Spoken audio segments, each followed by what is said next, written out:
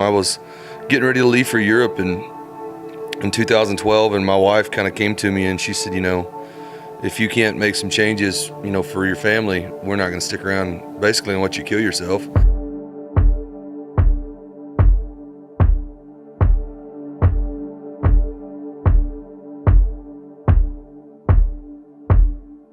I knew better. I was raised in church. I was raised to put my faith in Jesus. My parents really planted that seed at an early age for me. Had it not been for their walk and their relationship and just the way I saw them live their life, I wouldn't have known that there was a God to come running back to, or a God that loved me or could forgive me. And so I realized, for the last 33 years, I had missed it.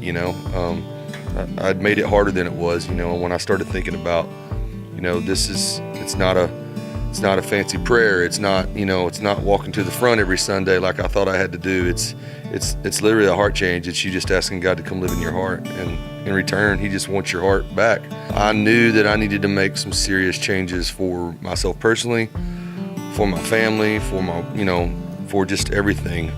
And so I was kind of like, all right, if you're God, if you're who you say you are, then if you prove it, I'm done with all this.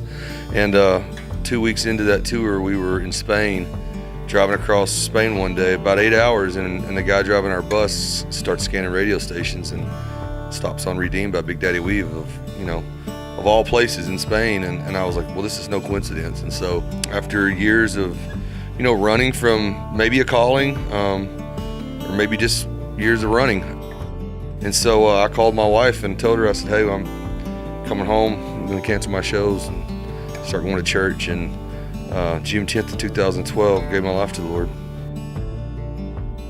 1 John 4:18 said there's no fear in love. Perfect love casts out all fear. And I just remember thinking, man, if I've been perfected in God's love, like, what am I afraid of? If anything, the devil should be scared of me.